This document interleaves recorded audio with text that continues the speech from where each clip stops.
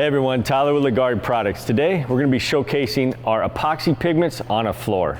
These pigments are solid colors. They create very unique designs, looks, and dispersing effects. Comment below and let us know what color you like best.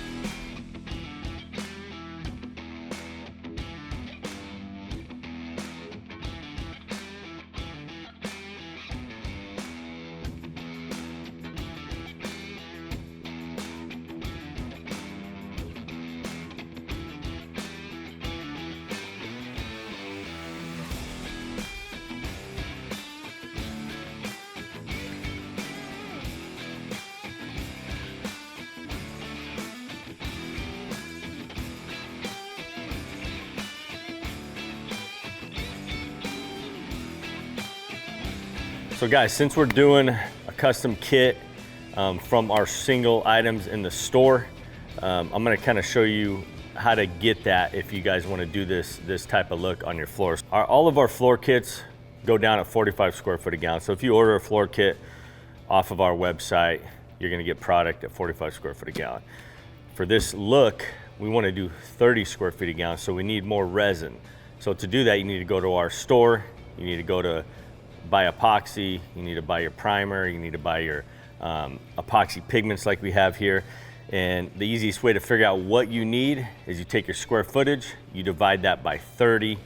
That's gonna tell you how many gallons of resin you need. And so say you got, we'll do 600 square feet. So we're gonna divide that by 30. So we need 20 gallons. We need 20 gallons of resin. Depending on how many colors you're using, stuff like that, our epoxy pigments will pigment 1.5 gallon kit and a 3 gallon kit. So if we want to just do all 3 gallon kits, we would divide that by 3, and we need 6.6. So typically we would just order extra. We would get extra, make it 7 3 gallon kits, and then we would need 7 epoxy pigments. And then we can split those up as we're mixing for each section of the floor. Say you want to just do 1.5 gallon kits, 135 square feet like we're going to do today. We're going to divide that by 30. Calls for 4.5 gallons. We'll divide that by 1.5 gallons. So we need 3 1.5 gallons. And so this is what we have here. We have 3 1.5 gallons. We have 3 1.5 gallon epoxy pigments, right? We're doing 3 different colors. So it's really simple to figure out what you need to do this type of flooring. And if you guys have questions, you can email customer service or call them and they can walk you through it. So yeah, so we have 135 square feet. We're gonna do 4.5 gallons. That's at 30 square feet a gallon. And again, our typical floor kits go down at 45 square feet a gallon. So this is a little thicker. You do get more movement, different looks when you put resin on thicker. And that's kind of why we're doing it. I'm gonna start mixing this up. And then again, each one of these pigments are for 1.5 gallon kits of resin. So each one of these will go to each 1.5 gallon kit of resin. Now, another thing you guys can do, because obviously, you know, mixing 3 separate batches takes longer. What I'm gonna do is I'm gonna dump all of these into a 5 gallon bucket. I'm gonna have 4.5 gallons in there. I'm gonna mix it up.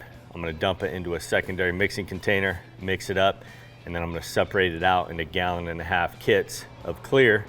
And then I'm gonna take my 3 pigments, and I'm gonna add those to it. Instead of having to mix this by itself, this by itself, this by itself, it's just a lot more mixing. I'm gonna mix them all together, separate them out in 1.5 gallons, and then I'm gonna add my pigments.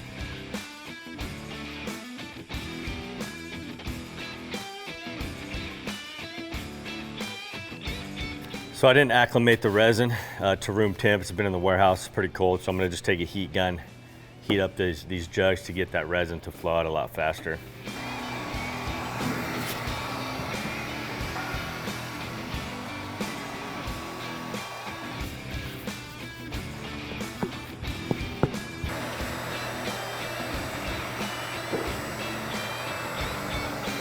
Okay, so we got all the part A in, now we can add all the part Bs. These are a lot more fluid, so they won't take as long to drain.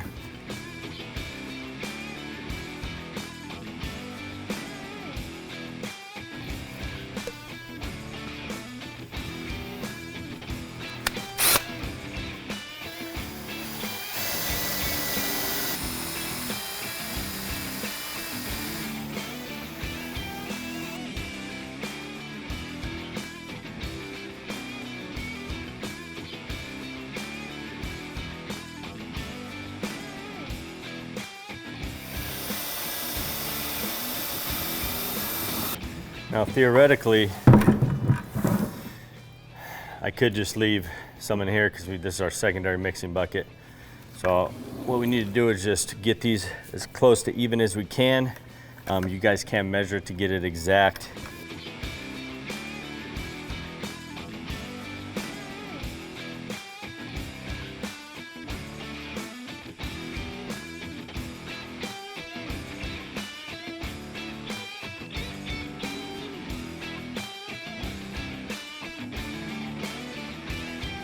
Once it's all batched out how we want, next step is to add our pigment. So I'm gonna just start dumping these pigments in, scraping as much out as we can.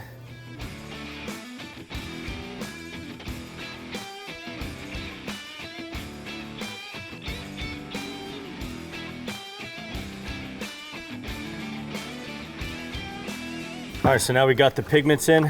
So we're gonna start with the lightest color first. That way we don't have to clean our drill off, and then go to the darkest color. Never wanna start with the darkest color and move to the lighter colors. It's obviously gonna tint those.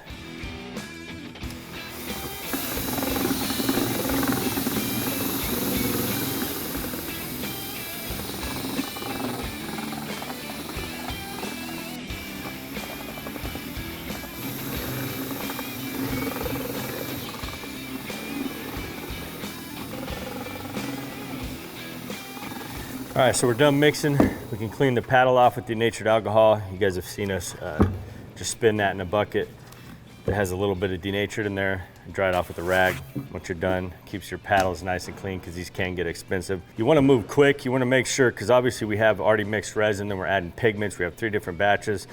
So we wanna move quick. Once these are mixed and pigmented, you wanna hand it off to the guy on the floor so you can start dumping those out. We never wanna leave product in the bucket for too long of a period, because that resin will start to heat up and it can become basically rock hard, and you won't be able to use it. So again, just move quick, get it mixed, get the colors in, and make sure the guy, once you hand it to him, he's dumping it out on the floor. He's not setting it somewhere, continuing the floor, you know, because you can forget about him. You just don't want to waste the resin once it's mixed. So make sure everyone knows once it's mixed, we got to get it out on the floor, dumped out. So, like I said before, guys, get that product dumped out of the bucket. For this look, we're gonna be dumping each color out, and then we're gonna take our Leggari squeegee, and we're just gonna get the whole floor covered. We're gonna try to not blend 2 colors together too much, but we will wanna blend them a little bit so it just doesn't look like lines are poured out. And then once we're happy with the way the floor looks, we're gonna spritz it with isopropyl, let that evaporate, and then we're gonna do denatured alcohol mist over the whole floor, and that'll help it lay out like glass. Typically, you know, larger floors, garages, basements, you're gonna be doing them in sections. So just picture this like our first section, okay?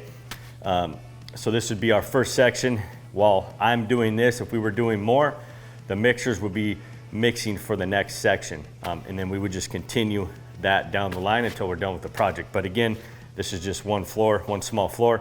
But typically when you're doing larger floors, you gotta cut them up in a bunch of sections so you keep having fresh resin.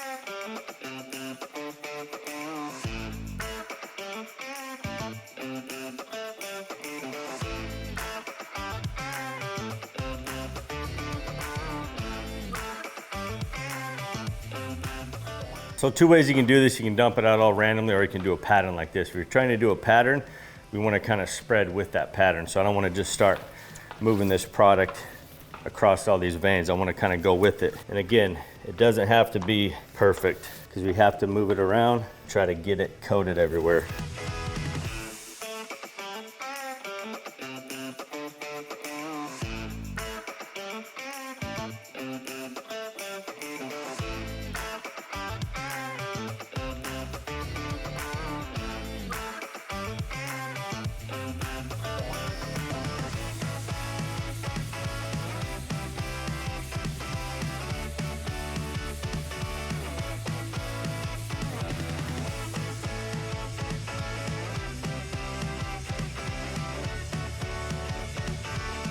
Okay, so once we got the majority spread out, guys, we just want to go around and make sure we can't see the primer, or we have really thin spots. So it's kind of a few spots, like right here, I can see through it. And then my edges, I want to make sure all of my epoxy's up to my tape edge.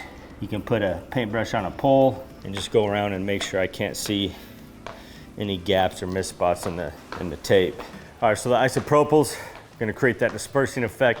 And since these are epoxy pigments, they're gonna stay in there. They're not gonna dissipate like a lot of them do in metallics. So we'll get a lot of really cool effects spraying the isopropyl on this floor.